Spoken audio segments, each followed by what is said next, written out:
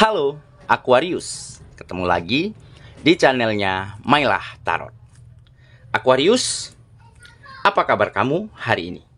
Semoga selalu dalam keadaan sehat walafiat, tak kurang satu apapun, dan selalu bahagia. Amin. Baik, Aquarius, hari ini kita mengangkat judul yaitu sesuatu yang istimewa untukmu di bulan Maret. Oke Aquarius, konsentrasi. Lihat, dengar, dan rasakan, serta pikirkan orang yang kamu fokuskan saat ini.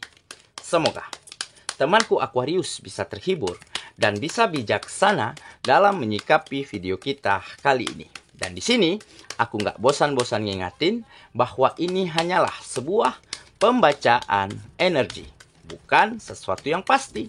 Karena sesuatu yang pasti hanya milik Tuhan semesta alam. Oke Aquarius, kita mulai dengan kartu pertama. Baik. Di sini ada Eight of Swords. Kartu kedua. Di sini kita punya Seven of Wands. Kartu ketiga. Di sini ada Five of Swords. Kartu keempat. Di sini ada Wheel of Fortune. Kartu kelima, di sini kita punya Two of Wands. Dan kartu yang keenam, di sini ada Seven of Cups. Baiklah. Sedangkan bottom of the deck kita kali ini, di sini kita punya Knight of Swords. Oke. Aquarius, konsentrasi, lihat, dengar, dan rasakan, serta pikirkan orang yang kamu fokuskan saat ini. Sesuatu yang istimewa untukmu di bulan Maret. Oke, kita mulai dengan bottom of the deck kita kali ini.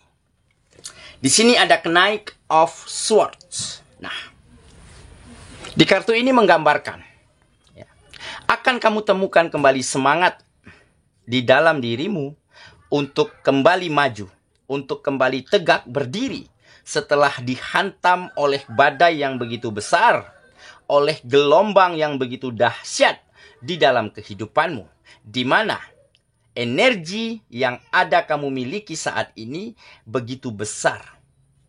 Ada energi yang besar, energi yang sangat kuat yang tumbuh di dalam dirimu saat ini untuk meraih setiap mimpi dan harapanmu. Kenapa? Karena saat ini kamu mulai melihat peluang, melihat kesempatan-kesempatan baik yang mulai terbuka lebar untuk kamu manfaatkan, untuk kamu lakukan hal-hal yang sangat tepat demi kemajuan, peningkatan, dan juga kebahagiaan kembali terjadi ataupun kembali mampu kamu raih di dalam kehidupanmu. Nah, jadi kenapa? Sepertinya semangat ini kok tiba-tiba muncul. Bukan tiba-tiba muncul ya. Nah, mungkin beberapa waktu lalu ataupun sampai saat ini, kamu selalu dihadapkan dengan kekecewaan.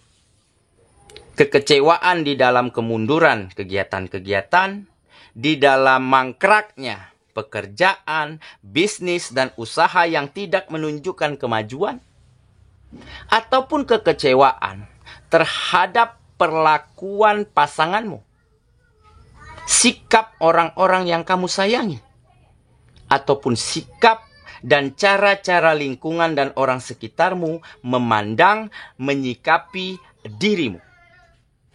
Oke? Nah, mungkin dikarenakan kamu pada saat itu belum mampu berbuat banyak untuk memajukan kehidupanmu, untuk meningkatkan finansialmu. Ya, dikarenakan mungkin keadaan dan situasinya seolah-olah selalu menyudutkan dirimu.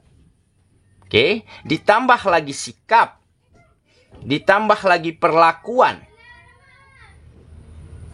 Entah itu pasangan, entah itu orang-orang yang kamu sayangi, keluarga besar, kerabat, yang mungkin agak kurang perhatian. Yang mungkin selalu menganggap kamu adalah loser. pecundang yang tidak mampu memajukan kehidupanmu, yang tidak mampu membahagiakan mereka. Padahal di dalam hati kecilmu, kamu sangat ingin melakukan itu. Dan ditambah ada sikap dan cara pandang lingkungan dan orang-orang sekitar terhadap dirimu yang begitu sinis, yang begitu berbeda, yang begitu selalu mencari kesalahan kamu. Padahal kamu sudah berusaha, ya, untuk menumbuhkan kenyamanan, membangun komunikasi yang baik, ya, menyampaikan ide, menyampaikan pendapat, ya, di dalam lingkungan tempat kamu berkegiatan, tetapi mereka tetap tidak bergeming, tetap melakukan hal yang sama terhadap dirimu. Nah, ini juga mungkin salah satu faktor yang membuat kamu begitu kecewa, ada rasa sedih, tetapi tidak pernah kamu simpan rasa marah, tidak pernah dendam, dan tidak pernah menyalahkan keadaan serta orang-orang. Oke? Nah, jadi di saat kamu benar-benar menginginkan sebuah perubahan yang baik terjadi di dalam kehidupanmu, dan di saat itulah kamu mulai untuk tidak menghiraukan ataupun tidak memikirkan apa pendapat orang lain, apa perkataan orang lain, apapun perlakuan orang-orang yang kamu sayangi terhadap dirimu. Yang jelas di sini kamu terus berusaha, terus berjuang pada jalur yang benar, pada track yang tepat di dalam kegiatan-kegiatanmu. Sehingga pada suatu ketika, doa, mimpi dan harapanmu serta usahamu mulai terjawab. Dengan kamu bertemunya dengan peluang yang sangat kecil, kesempatan yang mungkin samar, tidak terlihat oleh kebanyakan orang, tetapi kamu jeli, kamu mampu melihat kesempatan tersebut. Maka di saat itulah kamu action, kamu tunjukkan kualitas-kualitas terbaik dari setiap karya-karyamu, dan terjadilah peningkatan yang luar biasa terhadap kemajuan-kemajuan sektor-sektor kehidupanmu. Ya. Seperti di karir, di pekerjaan. Kamu mulai bisa memajukan pekerjaan tersebut. Mulai diakui, mulai dipromosikan oleh kepala kantor ataupun kepala-kepala perusahaanmu. Seperti di bisnis dan usaha. Usahamu kembali meledak, kembali melejit. Terjadi pemesanan-pemesanan secara massal. Karena apa? Karena ada kualitas dari kegiatanmu, dari karyamu. Nah, seketika itu terjadilah kemajuan yang sangat pesat di dalam kehidupanmu dan bermuara kepada meningkatnya finansial. Nah, finansial yang baik inilah yang akhirnya kamu manfaatkan untuk mempersembahkan kenyamanan, kebahagiaan, serta memenuhi kebutuhan-kebutuhan orang-orang yang kamu sayangi dengan sangat baik. Serta ya, kamu manfaatkan untuk bisa berbagi, untuk bisa membantu dan berguna terhadap lingkungan dan orang-orang sekitarmu. Sehingga sikap mereka, cara pandang mereka terhadap dirimu mulai berubah. Dan mereka mulai mengakui kesalahannya, ya, dan mulai ada rasa saling menghargai dan rasa nyaman kembali tumbuh antara kamu dan lingkungan manapun. Nah, jadi apa yang mereka pikirkan selama ini tentang dirimu ternyata salah. Nah, makanya di sini tergambar semangat. Ada energi yang sangat besar karena apa? Karena peluang, karena kesempatan sudah semakin terbuka lebar untuk dirimu. Karena sudah ada kenyamanan yang kembali tumbuh antara kamu dan lingkungan-lingkungan tempat kamu berkegiatan. Serta sudah mulai ada kebahagiaan, kenyamanan yang mampu kamu persembahkan untuk orang-orang yang kamu sayangi. Makanya kamu terus bersemangat untuk tetap maju dan untuk tetap menjadi dirimu yang terbaik. Menjadi versi terbaikmu. Oke? Nah, jadi inilah mungkin sesuatu yang sangat istimewa untukmu di akhir bulan ini ataupun di bulan Maret mendatang. Oke? Itulah bottom of the deck kita kali ini. Di sini kita mulai dengan kartu pertama. Di sini kita punya Eight of Swords. Nah, Ini menggambarkan memang kamu sedang terjebak. Selama ini kamu terjebak, ya, di dalam hubungan-hubungan yang mungkin sangat tidak membuatmu nyaman. Baik itu hubungan pekerjaan, hubungan bisnis, ataupun hubunganmu dengan pasanganmu. Ya, entah itu hubungannya toksik, entah itu hubungannya penuh drama, penuh manipulatif. Dikarenakan mungkin pasanganmu, mungkin orang-orang yang ada di sekitarmu sangat beranggapan lain terhadap dirimu. Dan kamu benar-benar terjebak dalam situasi itu. Karena apa? Karena di satu sisi, kamu tidak ingin melepaskan hubungan ini. Dan di satu sisi, ya, justru kamu ingin lari, ingin lepas dari situasi ini. Jadi benar-benar ada dilema, benar-benar ada kegundahan di dalam dirimu. Jadi kamu sempat memiliki pemikiran yang terbatas atau menyempitnya pola pikir. Oke? Nah, tetapi pada akhirnya kamu mengerti dan sadar bahwa ini tidak perlu kamu lakukan. Yang perlu kamu lakukan hanyalah, ya, tetap menjadi yang terbaik, tetap berjalan pada jalurmu, dan tidak lagi pedulikan, hiraukan perkataan mereka, perbuatan mereka, cara pandang mereka terhadap dirimu. Itu kamu kesampingkan dulu. Dan untuk hubungan asmaramu, sepertinya kamu beri pengertian, ya, kamu beri penjelasan kepada pasanganmu bahwa pada suatu hari nanti kamu akan bahagiakan dia. Kamu akan membuat dia mengerti bahwa kamulah yang terbaik untuk dirinya.